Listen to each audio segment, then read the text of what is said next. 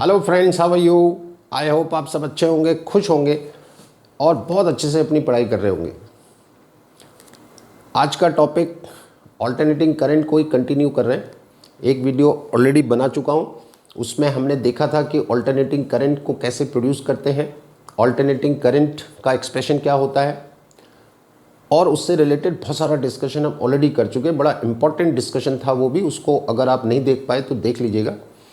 Continuation में आज बात करेंगे कि इस ऑल्टरनेटिंग करंट की एवरेज वैल्यू अगर फाइंड करनी है या आरएमएस वैल्यू फाइंड करनी है तो कैसे फाइंड करेंगे। एवरेज वैल्यू और आरएमएस वैल्यू से रिलेटेड डिस्कशन भी बहुत डिटेल में मैं पिछले वीडियो में कर चुका हूँ, तो इसलिए यहाँ पे थोड़ा सा छोटा रखेंगे, लेकिन फाइंड कैसे करना है वो देखेंगे। ठीक है, तो शुरू करते हैं। तो देखिए, ये हमारी ऑल्टरनेटिंग करंट है।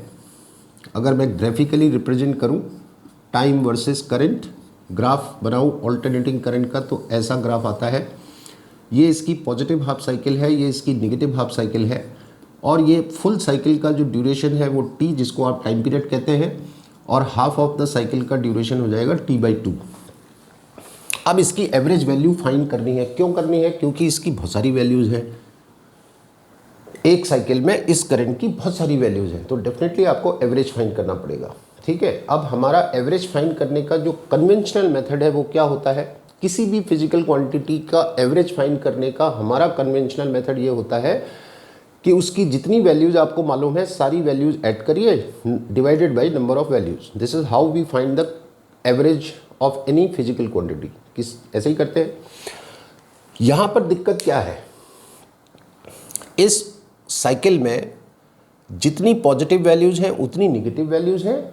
एक तो वैल्यूज़ का नंबर जितना यहाँ पॉजिटिव हाफ में है उतना ही निगेटिव हाफ में है, और जो वैल्यूज़ इस पॉजिटिव हाफ में है वही सारी वैल्यूज़ आपकी निगेटिव हाफ में भी है। ठीक है, तो अगर आप कन्वेंशनल मेथड से इस फुल साइकिल की एवरेज वैल्यू फाइंड करते हैं तो फिर कितना आएगा? 0, क्योंकि पॉजिटिव वैल्यूज़ और निगेटिव वैल्यूज़ को जब आप ऐड करेंगे तो 0 आएगा। यानी फुल साइकिल की एवरेज वैल्यू आप अपने कन्वेंशनल मेथड से फाइंड नहीं कर पाएंगे, लेकिन हाफ साइकिल की एवरेज वैल्यू आप फाइंड कर सकते हैं। और हाफ साइकिल में भी ये वाली हाफ साइकिल या ये वाली हाफ साइकिल, ये ध्यान रखना है। इस हाफ साइकिल की एवरेज वैल्यू फाइंड करूं कौन से मेथड से? कि adding all the values divided by number of values कर सकता हूं, इसको भी कर सकता हूं। लेकिन अगर आपने हाफ साइकिल ले ली ये वाली, ये हाफ साइकिल अगर आप लेते हैं 1/4 इधर और 1/4 इधर, तो इसको भी अगर आप उस मेथड से फाइंड करने की कोशिश करें तब भी 0 आएगा, क्योंकि फिर वो दिक्कत आएगी, जितनी पॉजिटिव उतनी निगेटिव ऐड करेंगे 0 आ जाएगा।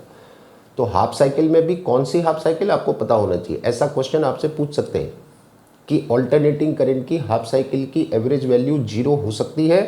तो आप कहेंगे हाँ साहब बिल्कुल हो सकती है। हो भी सकती है, नहीं भी हो सकती, डिपेंडिंग ऑन कि कौन सी हाफ साइकिल की बात हो रही है। ये वाली हाफ साइकिल तो वैल्यू 0 नहीं आएगी, ये वाली हाफ साइकिल तब भी नहीं आएगी, लेकिन ऐसी अगर हाफ साइकिल है तो आ जाएगी। तो अभी हम फाइंड करेंगे इस हाफ साइकिल का या इस हाफ साइकिल का, और वो एवरेज वैल्यू हम कैसे फाइंड करेंगे। ठीक है, तो मेथड तो वही रहेगा, adding all the values divided by number of values. तो इससे पहले मैं आपको एक रिमाइंडर दे दूं कि अगर कांस्टेंट करंट है तो आप लिखते हैं I = Q/T, ये है कांस्टेंट करंट का फॉर्मूला। और अगर वेरिएबल करंट है तो फिर आप लिखते हैं dQ/dt। इस करंट का किसी पर्टिकुलर ड्यूरेशन में चार्ज निकालना हो तो Q = सीधा मल्टीप्लाई हो जाएगा I × T। कांस्टेंट करंट की वजह से T सेकेंड में कितना चार्ज फ्लो हुआ सीधा मल्टीप्लाई कर दीजिए। लेकिन इस वेरिएबल करंट की वजह से किसी ड्यूरेशन का चार्ज अगर आपने निकालना है, ये चार्ज तो dt सेकेंड्स के लिए है, लेकिन अगर किसी पर्टिकुलर ड्यूरेशन का चार्ज अगर आपने निकालना है तो आपको इसे इंटीग्रेट करना पड़ेगा उस ड्यूरेशन के लिए। मान लीजिए T1 to T2। यहाँ भी मैं अगर कर दूँ तो ये हो जाएगा I, और ड्यूरेशन को मैं T2 - T1 लिख सकता हूँ। ये इसको थोड़ा सा ध्यान रखें, क्योंकि यहाँ पर ये सिचुएशन आने वाली है। अब हम यहाँ आ जाते हैं। अब मान लीजिए ये हाफ साइकिल है जिसकी मुझे एवरेज वैल्यू फाइंड करनी है, तो सबसे पहला काम आप क्या करिए, इसकी एवरेज वैल्यू आप एज्यूम कर लीजिए। तो तो मान लीजिए इस करंट की हाफ साइकिल की एवरेज वैल्यू को मैं ऐसे लिख लेता हूँ, and average of any physical quantity is a constant. जब आप एवरेज निकालते हैं तो फिर वो कांस्टेंट हो जाता है। तो अब मैं ये मान सकता हूं कि इस पूरे ड्यूरेशन में इस करंट की ये वैल्यू है। तो फिर इस कांस्टेंट वैल्यू का चार्ज निकालना है तो यहां से निकालूंगा, है ना, इस फॉर्मूले से फाइंड करूंगा। तो मुझे क्योंकि हाफ साइकिल का चार्ज निकालना है तो इस एवरेज वैल्यू की वजह से जो चार्ज फ्लो हुआ अगर उसको निकालूं तो सीधा सीधा I average multiplied by T by two equals to Q, ये आ गया। एवरेज वैल्यू की वजह से जो चार्ज फ्लो होगा वो आ गया। अब ये जो डिफरेंट वैल्यूज़ हैं, यानी ये जो वेरिएबल करंट है, इसकी वजह से चार्ज निकालना है तो ऐसे फाइंड करूंगा। तो ये कितना होगा, integration D Q equals to current, current का एक्सप्रेशन क्या होता है हमारा, alternating current I zero sine omega T. तो आई की जगह I zero sine omega T आ जाएगा, डी टी ये वाला, एंड ड्यूरेशन क्या आएगा, 0 टू टी बाई टू। अब आप एवरेज वैल्यू लेके चार्ज निकाल लीजिए या डिफरेंट वैल्यूज लेके चार्ज निकाल लीजिए, चार्ज तो उतना ही आएगा क्योंकि करंट तो एक ही है, करंट तो एक ही है। तो आपने एवरेज एज्यूम कर लिया तो एवरेज की वजह से ये चार्ज आ रहा है, और अगर आप एवरेज ना लें डिफरेंट वैल्यूज़ के हिसाब से निकालें तो ये आ रहा है। लेकिन करंट जैसे मैंने कहा एक ही है, आप एवरेज वैल्यू लें या डिफरेंट वैल्यूज लें तो चार्ज तो एक जैसा आना चाहिए, यानी ये चार्ज और ये चार्ज सेम, ठीक है। तो Q इक्वल्स टू इतना होना चाहिए, तो आप कर दीजिए। तो ये होगा I average T by two equals to integration 0 to T by two I zero sine omega T D T. बस बात हो गई। अब इसे इंटीग्रेट करना है तो आई जीरो बाहर आ जाएगा इंटीग्रेशन से, इंटीग्रेशन के अंदर आएगा 0 to T by two sine omega T D T, और इसको इंटीग्रेट करना आप जानते हैं। तो ये कितना होगा, आई जीरो साइन ओमेगा टी का इंटीग्रेशन करेंगे तो minus cos omega T upon omega आएगा, और लिमिट्स लगेंगी 0 टू टी बाई टू। इसको भी अगर और करें तो minus I zero by omega, ये अलग कर देते हैं और यहाँ पर हम लिमिट्स लगा देते हैं।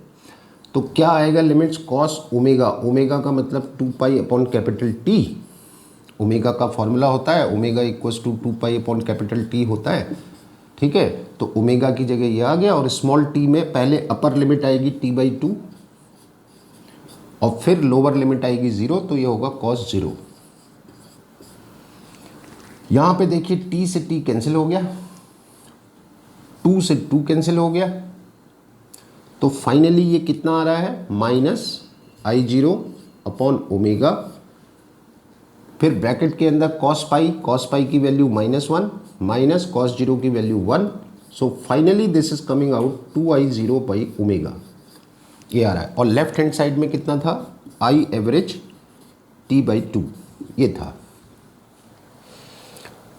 तो फाइनल राउंड कैलकुलेशन का अगर हम करें यहां से लेके चले तो क्या आया आपके पास, I average t by two equals to this 2i0 upon omega. तो आपको यहां से आई एवरेज क्या मिलेगा, 2i0 बाई ओमेगा, ओमेगा का मतलब 2 pi upon capital T divided by T by to, 2 से 2 कैंसिल, टी से टी कैंसिल, तो ये आ रहा है 2 अपॉन पाई आई जीरो, और इसको सॉल्व करेंगे तो 0.637 टाइम्स आई जीरो आएगा। ये आपके हाफ साइकिल की एवरेज वैल्यू आ गई।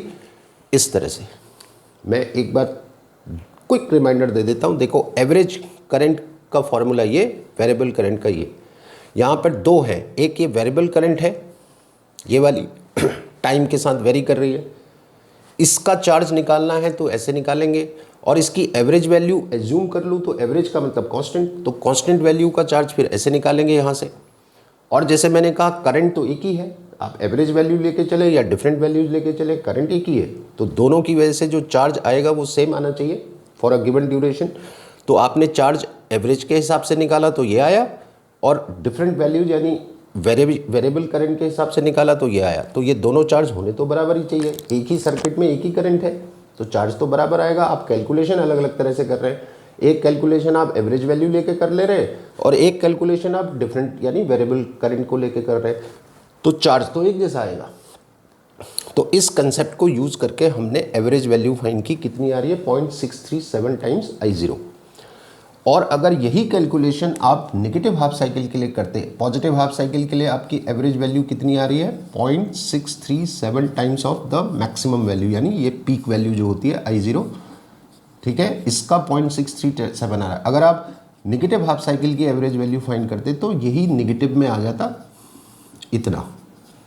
So this is for positive half cycle and this is for negative half cycle. तो अब देखो यहां से भी अगर आप देखो फुल साइकिल की एवरेज वैल्यू अगर निकालेंगे इन दोनों को ऐड करके, this is for the full cycle, तो ये कितना आएगा 0। और ऐसा मैं बिल्कुल नहीं कह रहा हूं कि फुल साइकिल की एवरेज वैल्यू फाइंड करने के लिए पहले आप इस हाफ की एवरेज वैल्यू फाइंड करें, फिर इस हाफ की एवरेज वैल्यू फाइंड करें, फिर दोनों को ऐड करें, कुछ नहीं। आपको अगर फुल साइकिल की एवरेज वैल्यू चाहिए, 0 टू कैपिटल T इंटीग्रेट कर दीजिए यहीं पर।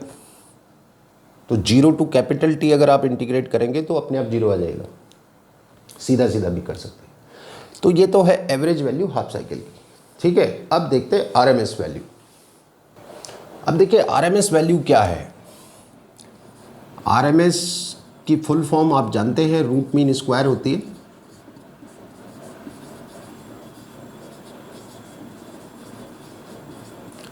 और अक्सर ये कन्फ्यूज़न रहता है कि साहब ये RMS वैल्यू क्या है, RMS वैल्यू क्या है। RMS वैल्यू कुछ नहीं, एवरेज वैल्यू है, लेकिन एवरेज फाइंड करने का तरीका अलग है, मेथड डिफरेंट है। तो RMS is a different method to find average. अब सवाल है कि ये मेथड आप कब अप्लाई करते हैं, कब आपको इसकी ज़रूरत पड़ती है। तो आपको इस मेथड की ज़रूरत ऐसी सिचुएशन में पड़ती है जब आपके पास किसी फिजिकल क्वांटिटी की पॉजिटिव वैल्यूज़ हैं और उतनी ही नेगेटिव वैल्यूज़ हैं। तो आपका जो कन्वेंशनल मेथड होता है, adding all the values divided by number of values, वो मेथड काम नहीं करता है, क्योंकि पॉजिटिव नेगेटिव वैल्यूज़ को जब आप ऐड करते हैं तो 0 आ जाता है। तो इस सिचुएशन को काउंटर करने के लिए आपने एक दूसरा मेथड निकाला और एक तरह से जुगाड़ करा। आपने क्या जुगाड़ करा, आपने कहा ठीक है साहब, पॉजिटिव वैल्यूज़ भी हैं, नेगेटिव वैल्यूज़ भी हैं, तो हम एक काम करते हैं, सारी वैल्यूज़ का स्क्वायर कर देते हैं। स्क्वायर करने का फ़ायदा, स्क्वायर करने से जो पॉजिटिव वैल्यूज़ हैं वो तो प्लस में ही रहेंगी और नेगेटिव वैल्यूज़ भी स्क्वायर करके प्लस में आ जाएंगी, यानी अब आपके पास सारी वैल्यूज़ प्लस में आ जाएंगी। और अगर सारी वैल्यूज़ प्लस में है तो आप एवरेज फाइंड कर सकते हैं। फिर वही मेथड की adding all the values divided by number of values, average आ जाएगा। अब 0 नहीं आएगा क्योंकि सारी वैल्यूज़ प्लस में है। लेकिन ये जो एवरेज आएगा ये स्क्वायर ऑफ द वैल्यूज़ का आएगा, स्क्वायर ऑफ द वैल्यूज़ का एवरेज आएगा। तो स्क्वायर को नलीफाई करने के लिए, ख़त्म करने के लिए आप लास्ट में रूट लगा देते। तो इसको अगर आप ध्यान से देखें तो आपने पहले स्क्वायर किया, फिर एवरेज निकाला, मीन मतलब एवरेज, फिर रूट लगा दिया। तो रूट ने स्क्वायर को ख़त्म कर दिया, एवरेज बच गया आपका। तो जब आप RMS वैल्यू कहते हैं तो आप ये बता रहे होते हैं कि भैया हमने एवरेज निकाला है और RMS मेथड से निकाला है, उस मेथड से नहीं निकाला है सीधा सीधा जो हम करते हैं, ये है। तो इसलिए हमें RMS वैल्यू चाहिए, ठीक है। अब एक बात देखो, आप कहेंगे अभी मैंने हालांकि मैथमेटिकली हमने समझ लिया था कि हाफ साइकिल की एवरेज वैल्यू हमारी आ गई थी, नेगेटिव हाफ की भी आ गई थी। फुल साइकिल की एवरेज वैल्यू हमारी सिंपल मेथड से, सीधा सीधे मेथड से क्यों नहीं आ रही थी, ये मेथड हमें क्यों लगाना पड़ रहा है। सीधा सीधा अगर मैं सारी वैल्यूज ऐड करूं, अगर मैं सर्किट के हिसाब से देखूं, मान लीजिए इस सर्किट में आपकी AC ऑल्टरनेटिंग करंट है। आप जानते हैं ऑल्टरनेटिंग करंट कैसे फ्लो होती है। Alternating current positive half cycle में ऐसे जाएगी तो नेगेटिव हाफ साइकिल में ऐसे जाएगी, यानी पॉजिटिव हाफ साइकिल में चार्ज जितना इधर जाएगा उतना ही नेगेटिव हाफ में वापस आ जाएगा। तो टोटल चार्ज कितना हुआ, 0। तो अभी पहले वाला जो हमने डेरिवेशन किया था वो चार्ज के कंसेप्ट को लेके किया था कि एवरेज वैल्यू से जितना चार्ज फ्लो हुआ उतना ही इंस्टेंटेनियस वैल्यूज़ की वजह से भी चार्ज फ्लो हुआ, दोनों को इक्वल करके आपने एवरेज फाइंड कर लिया था। लेकिन फुल साइकिल के लिए वो कंसेप्ट आप नहीं लगा पाएंगे, क्योंकि इस करंट की इंस्टेंटेनियस वैल्यूज़ की का चार्ज अगर फुल साइकिल के लिए देखेंगे तो 0 आएगा। हाफ साइकिल में चार्ज इधर जाएगा और उतना ही चार्ज नेगेटिव हाफ में वापस आ जाएगा, तो टोटल चार्ज कितना, 0। तो चार्ज के कंसेप्ट से आप फुल साइकिल की एवरेज वैल्यू नहीं फाइंड कर पाएंगे। लेकिन करंट के पास एक हीटिंग इफेक्ट होता है। मैंने पिछले डिस्कशन में भी ये बात बताई थी कि करंट के पास 3 इफेक्ट होते हैं, केमिकल इफेक्ट, मैग्नेटिक इफेक्ट और हीटिंग इफेक्ट। इसमें से हीटिंग इफेक्ट वो इफेक्ट है जो करंट की डायरेक्शन पे डिपेंड नहीं करता है। करंट किसी भी डायरेक्शन में फ्लो हो, किसी वायर में करंट इधर जाए तब भी हीट प्रोड्यूस होती है और करंट इधर आए तब भी हीट प्रोड्यूस ही होती है। ऐसा नहीं कि इधर जा रही है तो हीट प्रोड्यूस हो रही है और वापस आ रही है तो हीट एब्जॉर्ब हो रही है, ऐसा नहीं होता है। तो हीटिंग इफेक्ट ऑफ करंट एक ऐसा इफेक्ट है जो करंट की डायरेक्शन पे डिपेंड नहीं करता है।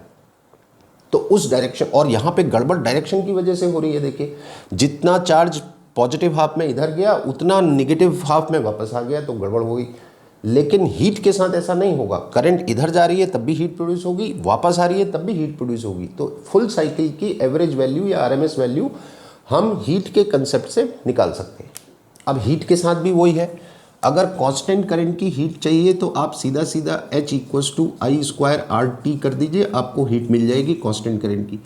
वेरिएबल करंट की हीट अगर आपने निकालनी है तो फिर आपको ऐसे करना पड़ेगा।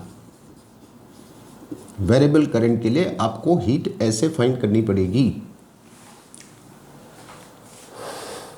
ठीक है। क्योंकि वेरिएबल करंट है तो फॉर अ स्मॉल ड्यूरेशन में इसको कांस्टेंट मान सकता हूं। तो स्मॉल ड्यूरेशन की हीट ये आ गई, फिर इसको इंटीग्रेट कर देंगे तो टोटल हीट आ जाएगी। ये कंसेप्ट मैं यहाँ पे लेने वाला हूँ। अब फिर वही बात करते हैं। क्या करते हैं कि मान लीजिए यहाँ से यहाँ तक की जो एवरेज वैल्यू है वो मान लीजिए इतनी है। तो एवरेज जैसे मैंने बताया कांस्टेंट, अभी तो मैं इसको एवरेज लिख रहा हूँ, बाद में आरएमएस लिखूंगा, क्योंकि और मैं समझाऊंगा अभी मैं आरएमएस क्यों लिख रहा हूँ, ठीक है। तो मान लीजिए इस करंट की एवरेज वैल्यू फुल साइकिल के लिए इतनी है, और अगर ये एवरेज है तो कांस्टेंट है।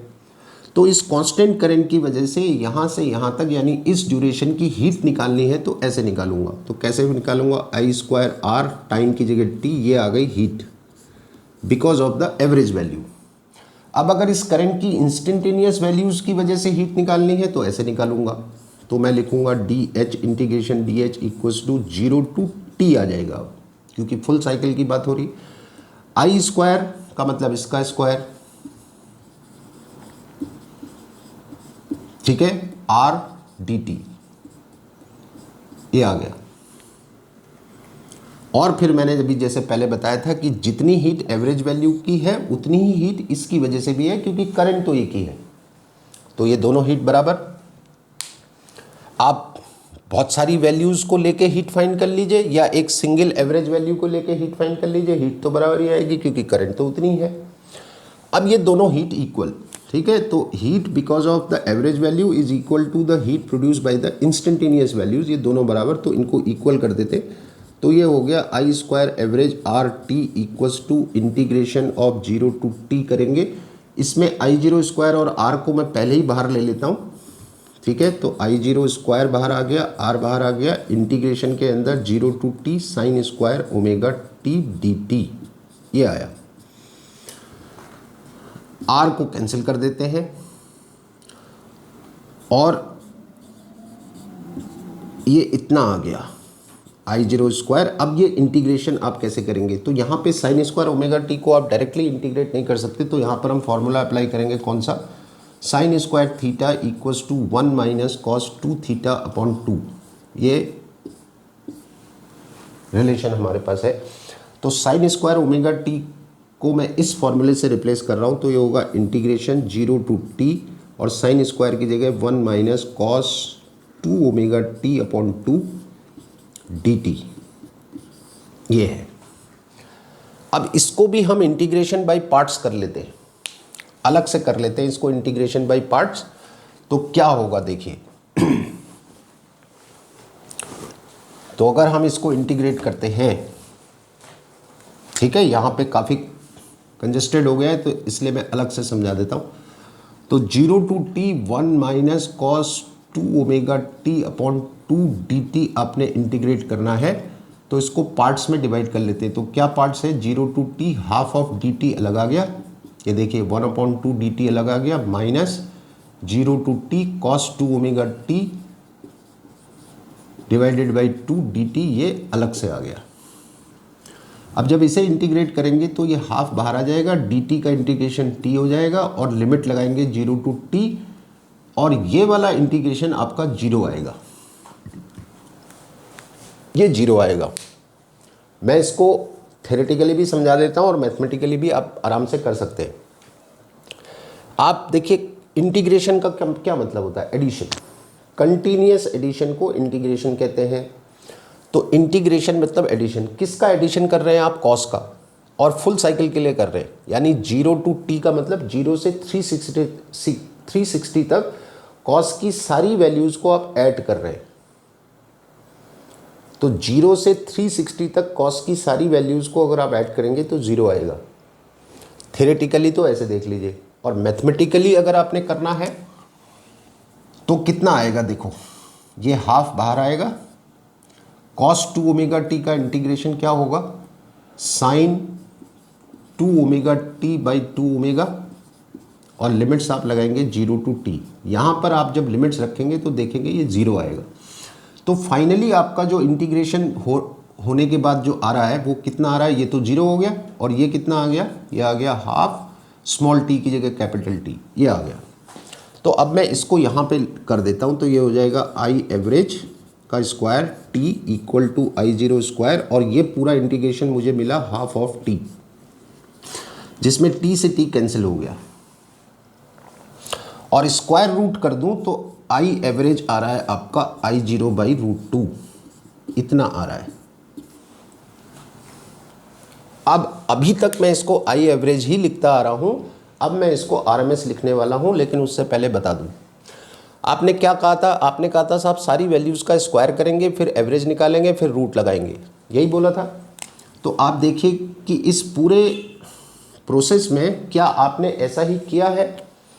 तो आप पहला स्टेप देखिए, आपने देखिए करंट का स्क्वायर किया है, फिर आपने ये इंटीग्रेशन करके, यानी एडिंग ऑल द वैल्यूज़ आपने एवरेज निकाला, और लास्ट स्टेप में आपने रूट लगाया। देखिए तो स्क्वायर किया, एवरेज निकाला, फिर रूट लगाया लास्ट में, तो यानी रूट मीन स्क्वायर। तो अब मैं इसको आई एवरेज ना लिख के मैं इसको IRMS लिखूंगा। तो IRMS कितना आ रहा है, I0 बाई √2, इतना आ रहा है। ये इसकी RMS वैल्यू है। और RMS वैल्यू के साथ क्या है कि आप फुल साइकिल की RMS वैल्यू फाइंड कीजिए या हाफ साइकिल की RMS वैल्यू फाइंड कीजिए, ये इतनी ही आएगी। अगर आपको हाफ साइकिल की RMS वैल्यू चाहिए, 0 to t/2 कर दीजिए, यहाँ भी और यहाँ भी t/2 आ जाएगा, यहाँ भी t/2 आ जाएगा, फिर इंटीग्रेट कर दीजिए तो आपको RMS वैल्यू हाफ साइकिल की मिल जाएगी, आएगी इतनी। तो RMS वैल्यू आप किसी ड्यूरेशन के लिए फाइंड कर लीजिए, एक जैसी आएगी, ये ध्यान रखिए। किसी भी ड्यूरेशन के लिए आप RMS वैल्यू फाइंड कर लीजिए, एक जैसी आएगी। हाफ साइकिल की कर लीजिए, फुल साइकिल की कर लीजिए, और या किसी भी और ड्यूरेशन के लिए कर लीजिए, दैट वुड बी सेम, ठीक है। और इसको अगर और थोड़ा सॉल्व करूं तो RMS वैल्यू आपकी 0.707 टाइम्स I0 आती है, इतनी आती है ये। अब इससे आगे का डिस्कशन, तो आई होप RMS वैल्यू आपको समझ में आ गई। तो एवरेज वैल्यू जब हम कहते हैं, अब न्यूमेरिकल्स में ध्यान रखिएगा, जब वो एवरेज कहेंगे तो एवरेज का मतलब है adding all the values divided by number of values, सीधा सीधा। RMS वैल्यू कहेंगे तो आपने एवरेज फाइंड करने का मेथड बदल दिया, ठीक है, कि पहले स्क्वायर किया, फिर एवरेज निकाला, फिर रूट लगाया, ऐसे निकाला आपने एवरेज। तो अगर RMS कह रहे तो वो भी एवरेज है, और सिंपली एवरेज कह रहे तो वो भी एवरेज है, लेकिन मेथड दोनों का अलग अलग है, इसको ध्यान रखिएगा आगे बढ़ते, ठीक है। तो ये एवरेज और ये RMS। अब मान लीजिए, अच्छा फुल साइकिल की एवरेज वैल्यू कितनी होती है, 0, और RMS वैल्यू हाफ साइकिल की भी इतनी है, फुल साइकिल की भी इतनी है, या किसी भी और ड्यूरेशन के लिए निकाल लें तब भी इतनी ही रहेगी RMS वैल्यू। न्यूमेरिकल्स में ध्यान रखिएगा कि जब आप न्यूमेरिकल कर रहे होंगे तो वहाँ पे ध्यान रखिएगा, अगर उन्होंने सिंपली लिखा होगा कि साहब एक कोई सर्किट है, हमने जो है उस सर्किट में 220 वोल्ट 50 हर्ट्ज ये हमने AC सप्लाई हमने दी, मान लीजिए। अच्छा, ये यहाँ पर मैं थोड़ा सा ये भी बता दूं कि RMS वैल्यू का ये फार्मूला करंट के लिए भी है और वोल्टेज के लिए भी यही है, सेम फार्मूला है। तो यहाँ से VRMS की बात करेंगे तो V0 बाई √2, यानी कि 0.707 टाइम्स V0 ये आएगा, आरएमएस वैल्यू के लिए, वोल्टेज के लिए भी ये फॉर्मूला इक्वली एप्लीकेबल है। हाफ साइकिल की एवरेज वैल्यू वोल्टेज के लिए फाइंड करेंगे तब भी ये फॉर्मूला एप्लीकेबल है हाफ साइकिल के लिए। तो जो फॉर्मूला करंट के लिए है वो आरएमएस वोल्टेज के लिए भी है। तो मैं आपको बता रहा था कि न्यूमेरिकल्स में अगर आपको दिया हो कि साहब ये अप्लाइड वोल्टेज है, this is the applied voltage, किसी सर्किट पे ये हमने वोल्टेज अप्लाई, तो आप इसको आरएमएस वैल्यू ही मान के चलेंगे जब तक न्यूमेरिकल में उन्होंने लिखा ना हो कि पीक वैल्यू इतनी है। ये है पीक वैल्यूज़, V0 I0 ये पीक वैल्यूज़ है। तो अगर उन्होंने सिंपल वर्ड यूज़ किया है कि इतनी करंट है, इतनी वोल्टेज है, तो आप मान के चलेंगे आरएमएस वैल्यू दे रखी है। अगर लिखा होगा कि पीक वैल्यू वोल्टेज की इतनी है या पीक वैल्यू करंट की इतनी है, तब आप V0 I0 के हिसाब से बात करेंगे। ठीक है, हम एक न्यूमेरिकल देखते हैं। तो मान लीजिए एक क्वेश्चन आपको दे रखा है कि ये एक रेजिस्टेंस है, 20 ओम का रेजिस्टेंस है, इसके अक्रॉस हमने एक एसी सोर्स कनेक्ट कर रखा है। एसी सोर्स का सिंबल है। डीसी सोर्स जो कि सेल होता है उसको आप ऐसे बनाते हैं, तो एसी सोर्स का ये सिंबल ऐसे बनाया जाता है। ठीक है, थोड़ा गड़बड़ हो गया, चलो ऐसे बनाते हैं। तो ये अप्लाइड वोल्टेज है 60 sin 314t। आपसे कह रहे हैं कि आप जो एसी करंट है, आरएमएस वैल्यू करंट की बताइए क्या है, फ्रीक्वेंसी बताइए इसी करंट की क्या होगी। और आपसे कह रहे हैं कि अगर एक ऑर्डिनरी का मतलब खराब से, ऑर्डिनरी मतलब क्या कहते हैं ना, मतलब क्या बोलना चाहिए, ऑर्डिनरी से ये मतलब नहीं है कि बेकार सा, ऑर्डिनरी मतलब नॉर्मली ज़्यादा वर्ड है ना। तो ऑर्डिनरी एक जो अमीटर है, ऑर्डिनरी से मतलब है जिस अमीटर से आप डीसी को मेजर करते हैं। ऑर्डिनरी अमीटर, इसकी रीडिंग क्या बताएगा, रीडिंग ऑफ ऑर्डिनरी अमीटर वो क्या बताएगा। एंड एसी अमीटर अगर लगाए, मैंने आपको बता रखा है एसी अमीटर क्या होता है, पिछले वीडियो में बताया था। एसी अमीटर की रीडिंग क्या होगी ये मान लीजिए बताना है। अब आप देखो ये वोल्टेज है आपकी 60 sin 314t। अच्छा, हमारा जो स्टैंडर्ड इक्वेशन है वो क्या होती है, ये होती है ये, या करंट के लिए लिखूं तो ये हमने पिछले डिस्कशन में बहुत डिटेल में बात की है। अब यहाँ देखिए, आपको अगर मैं इसको इससे कंपेयर करूँ तो आपको V0 दे रखा है 60, पीक वैल्यू कितनी है 60। तो पीक वैल्यू से मैं आरएमएस वैल्यू फाइंड कर सकता हूँ वोल्टेज की, कितनी होगी V0/√2। अब V0 है 60 तो डिवाइडेड बाई √2, ये हो गया, इतना वोल्ट हो गया। इसको मैं सॉल्व नहीं कर रहा हूँ, आप कर लीजिएगा। VRMS आ गया तो IRMS निकाल सकता हूँ। IRMS हो जाएगा VRMS divided by R, I equals to V/R। तो RMS चाहिए तो VRMS/R, और VRMS आप फाइंड कर चुके हैं कितना है 60/√2, और R कितना है 20, तो ये आ जाएगा 3/√2 एम्पियर। ये आपकी RMS करंट आएगी। अब वो कह रहे हैं फ्रीक्वेंसी बताओ साहब इस करंट की, तो फ्रीक्वेंसी यहाँ से आ जाएगी। अब मैं फिर कंपेयर करूँ तो देखो, ओमेगा की जगह यहाँ पे 314 है, ये ओमेगा 314, तो ओमेगा है 314, ओमेगा होता है 2πf, where f is the frequency. तो 314 2π, पाई का मतलब 3.14, ठीक है, इक्वल टू 314। आपकी कैलकुलेशन आसान हो जाए, इसीलिए वैल्यूज़ भी ऐसी दे रखी हैं। यहाँ से इसको सॉल्व करेंगे तो f इक्वल टू 50 हर्ट्ज आएगा, फ्रीक्वेंसी भी आ गई। अब वो कह रहे हैं कि ऑर्डिनरी अमीटर की रीडिंग क्या होगी अगर इस करंट को, ये जो करंट आई है, इस करंट को अगर मैं एक ऑर्डिनरी अमीटर, यानी जिस अमीटर में से मैं डीसी को मेजर करता हूँ, उस अमीटर से अगर मैं इसको मेजर करूँ तो क्या रीडिंग आएगी, तो 0 आएगी। क्योंकि ऑल्टरनेटिंग करंट आप जानते हैं, एक बार ऐसे एक बार ऐसे, और फ्रीक्वेंसी भी बहुत हाई है 50 हर्ट्ज, तो ऑर्डिनरी अमीटर इसको रीड नहीं कर पाएगा। वो डिफ्लेक्शन मेथड पे काम करता है। जो अमीटर डीसी को मेजर करता है वो डिफ्लेक्शन मेथड पे काम करता है, और डिफ्लेक्शन करंट के डायरेक्शन पे डिपेंड करेगा। तो करंट ऐसे जा रही है, डिफ्लेक्शन इधर आया, करंट उल्टा जा रही है, इधर को आया, तो ऐसे ऐसे। अब ये 50 हर्ट्ज है तो वो नहीं कर पाएगा। तो कितना मेजर करेगा ऑर्डिनरी एमीटर? 0।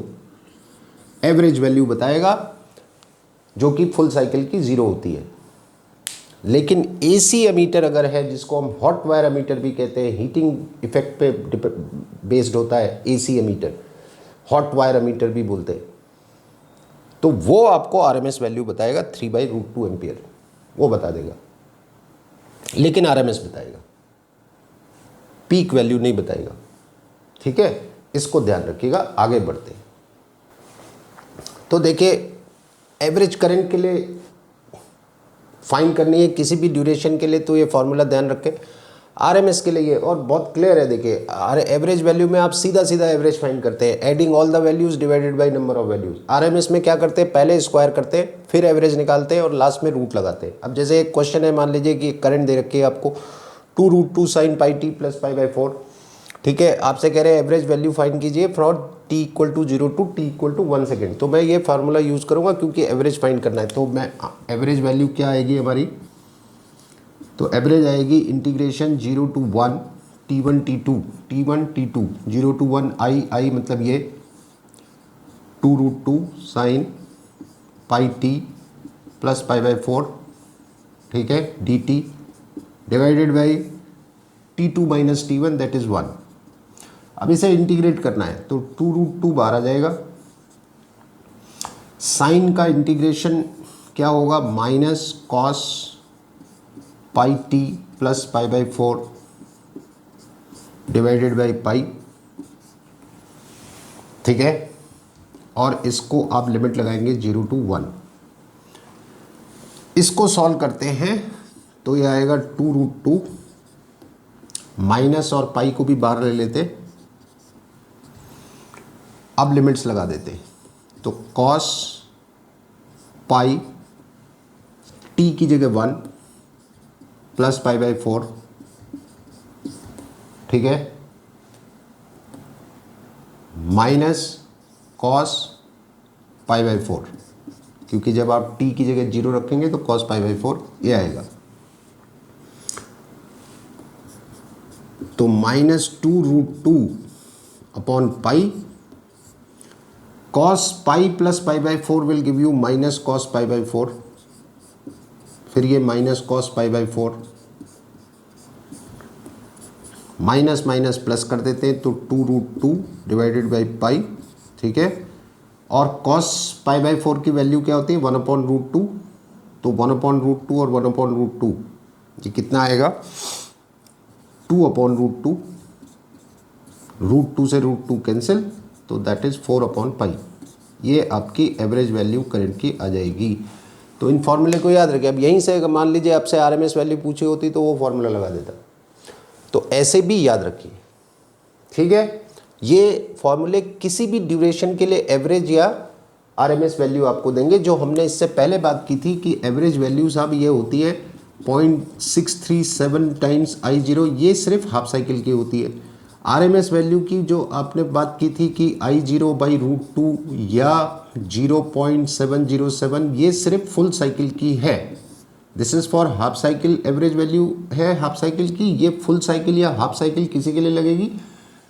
लेकिन किसी भी ड्यूरेशन के लिए अगर आपको एवरेज वैल्यू फाइंड करना है ये, और आरएमएस वैल्यू फाइंड करनी है तो ये फॉर्मूला। अब मैं कुछ बातें, एक दो बातें आपको ऑल्टरनेटिंग करंट से रिलेटेड और बता दूं। जैसे आपने एक टर्म पढ़ी होगी इलेक्ट्रोस्टैटिक्स में, एक टर्म पढ़ी होगी जिसको हम कहते हैं स्किन इफेक्ट। ये आपने इलेक्ट्रोस्टैटिक्स में पढ़ा होगा, स्किन इफेक्ट। वहाँ पे स्किन इफेक्ट क्या था कि जब भी आप किसी कंडक्टर को चार्ज देते हैं तो वो उसकी सरफेस पे आ जाता है, तो इस इफेक्ट को स्किन इफेक्ट कहते हैं। ऑल्टरनेटिंग करंट के लिए भी ये टर्म यूज होती है।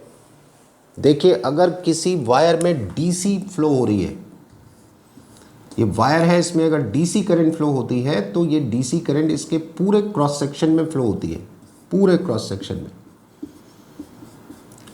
लेकिन इसी वायर में अगर एसी करंट फ्लो होती है और वो एसी करंट भी कैसी है, हाई फ्रीक्वेंसी की है, हाई फ्रीक्वेंसी की। तो फिर ये हाई फ्रीक्वेंसी की एसी करंट इस कंडक्टर के पूरे क्रॉस सेक्शन में ना फ्लो होके ये सरफेस की तरफ जाने लगती है। दिस इज द, और एक चीज याद रखना कि जैसे ये अगर डीसी का मैं टाइम वर्सेस डीसी ग्राफ बनाऊं तो ऐसा आता है, ये बिल्कुल आइडियल डीसी है, आइडियल, ना वैल्यू चेंज हो रही है ना डायरेक्शन चेंज हो रही है। और ये है आपकी ऑल्टरनेटिंग करंट, ये ऑल्टरनेटिंग करंट है। इस ऑल्टरनेटिंग करंट की फ्रीक्वेंसी को कम करता जाऊं, डिक्रीज करता जाऊं इसकी फ्रीक्वेंसी को, तो ये धीरे धीरे इसका बिहेवियर डीसी जैसा होने लगता है। देखो ऑल्टरनेटिंग करंट की बेसिक प्रॉपर्टी क्या है कि इसमें वेरिएशन है, तो वो वेरिएशन जितना फास्ट है तो एसी का नेचर उतना ज़्यादा है, उतना ज़्यादा नेचर एसी जैसा है। लेकिन अगर वो वेरिएशन स्लो है या कम है तो उसका नेचर फिर डीसी जैसा है। तो जितने कम फ्रीक्वेंसी की एसी होगी, अभी मैं अगर एक एसी मैंने ये बनाई, एक एसी में ये बनाऊं, ये देखिए इस करंट के पास एसी वाला नेचर ज़्यादा है, इसके पास कम है। अगर इसकी फ्रीक्वेंसी को और कम कर दूं, मान लीजिए ये कर दूं, तो ये और कम फ्रीक्वेंसी की एसी है। तो जैसे जैसे आप फ्रीक्वेंसी कम करते जा रहे हैं इसका बिहेवियर डीसी जैसा होता जा रहा है, ये ध्यान रखिएगा। तो अगर हाई फ्रीक्वेंसी की एसी है तो फिर पूरे क्रॉस सेक्शन में फ्लो नहीं होती है, फिर ये सरफेस की तरफ आने लगती है, जिसको हम कहते हैं स्किन इफेक्ट। इसीलिए आपने देखा होगा कि आपके घर में जो वायर होता है उसका प्लास्टिक कोटिंग अगर आप हटाएं तो उसके अंदर बहुत सारे फाइन थिन वायर्स आपको मिलते हैं, एक सिंगल वायर में नहीं मिलता है, बहुत सारे थिन वायर्स होते हैं। ऐसा क्यों? क्योंकि जब ये करंट सरफेस की तरफ जाने लगती है तो इस कंडक्टर का जो रेजिस्टेंस है इस करंट के लिए बहुत ज़्यादा हो जाता है, एक सिंगल का। जबकि अगर मैं इसी वायर को बहुत सारे थिन वायर से बनाता हूँ, ऐसे थिन वायर से अगर मैं इतनी ही थिकनेस पा लेता हूँ, ये तो मैंने एक सिंगल वायर ना लेके थिन वायर्स लिए बहुत सारे, तो ये थिन वायर्स एक तो इस करंट के लिए कम रेजिस्टेंस ऑफर करेंगे, है ना, क्योंकि इन सारे वायर्स की सरफेस पे जब फ्लो होगी तो देखिए इस सिंगल वायर का सरफेस देखिए और ये जो थिन वायर्स है इनका सरफेस देखिए आप, तो ये वायर्स इस करंट के लिए कम रेजिस्टेंस ऑफर करेंगे as compared to a single wire. तो ऐसा क्वेश्चन कहीं पूछ सकते हैं कि स्किन इफेक्ट को फॉलो करती है ऑल्टरनेटिंग करंट, तो आप कहेंगे हाँ साहब बिल्कुल करती है, लेकिन जितनी हाई फ्रीक्वेंसी की एसी करंट होगी उतना ज़्यादा स्किन इफेक्ट को फॉलो करेगी। और जब स्किन इफेक्ट को फॉलो करने लगती है तो अगर आप एक सिंगल कंडक्टर का वायर बनाते हैं, एक ही वायर बनाते हैं सिंगल कंडक्टर लेके, तो इसकी सरफेस पे जब करंट फ्लो होगी तो ज़्यादा रेजिस्टेंस ऑफर करेगी करंट के लिए। तो उसको कम करने के लिए, उसको इस इफेक्ट को मिनिमाइज करने के लिए आप एक सिंगल वायर ना लेके बहुत सारे थिन वायर्स का एक बंडल ले लेते हैं। तो उससे फ़ायदा ये होता है कि करंट के लिए रेजिस्टेंस जो है वो कम ऑफर करते हैं ये थिन वायर्स। तो this effect is what we call skin effect, alternating current. या आपसे पूछेंगे, एक तो ये बात है स्किन इफेक्ट, या आपसे कहेंगे साहब आपके घर में 220 वोल्ट 50 हर्ट्ज की ऑल्टरनेटिंग वोल्टेज आती है, ये तो 15 हर्ट्ज की आने लगे तो चलेगा? अगर 50 की जगह 15 हर्ट्ज आने लगे तो चलेगा? तो ये डिस्कशन मैंने पिछले वीडियो में किया था। खैर चलिए मैं दोबारा बता देता हूँ आपको कि जो ऑल्टरनेटिंग करंट है हमारी, इस करंट की वैल्यू एक साइकिल में 2 बार 0 होती है। ये देखिए एक साइकिल में 2 बार 0 होती है इसकी वैल्यू। और हमारे घर में क्या फ्रीक्वेंसी आ रही है? 50 हर्ट्ज। 50 हर्ट्ज का क्या मतलब हुआ? 50 साइकिल्स पर सेकेंड, 50 साइकिल्स पर सेकेंड, यानी एक सेकेंड में ऐसी 50 साइकिल। तो एक साइकिल में कितनी बार 0 वैल्यू हो रही है? एक साइकिल में वैल्यू 2 बार 0 हो रही है। और एक सेकेंड में कितनी साइकिल हैं? 50 साइकिल। एक सेकेंड में 50 साइकिल हैं, तो एक सेकेंड में कितनी बार, और एक साइकिल में 2 बार 0, तो 50 साइकिल में कितनी बार 0? 100 टाइम्स 0, यानी कि एक सेकेंड में 100 टाइम्स इस करंट की वैल्यू 0 होगी। अब 1 सेकंड में 100 टाइम जीरो होगी का मतलब क्या हुआ कि आपके घर में जितने भी अप्लायंसेज हैं वो 1 सेकंड में 100 टाइम्स ऑन ऑफ होंगे। जब करंट की वैल्यू जीरो होगी तो ऑफ। तो 1 सेकंड में इसकी वैल्यू 100 टाइम्स जीरो हो रही है, तो जितने भी अप्लायंसेज हैं वो 1 सेकंड में 100 टाइम्स ऑन ऑफ होंगे। तो क्या आपको उससे दिक्कत हो रही है? अब जैसे इलेक्ट्रिक लैंप है, हमारा लैंप ग्लो कर रहा है, तो वो 1 सेकंड में 100 टाइम्स ऑन ऑफ कर रहा है, लेकिन हमको तो ऑन ही दिखता है। तो उसका रीज़न मैंने बताया था, persistence of vision. Persistence of vision है। और ये क्या होता है परसिस्टेंस ऑफ विजन? ये होता है 1/10 सेकेंड्स।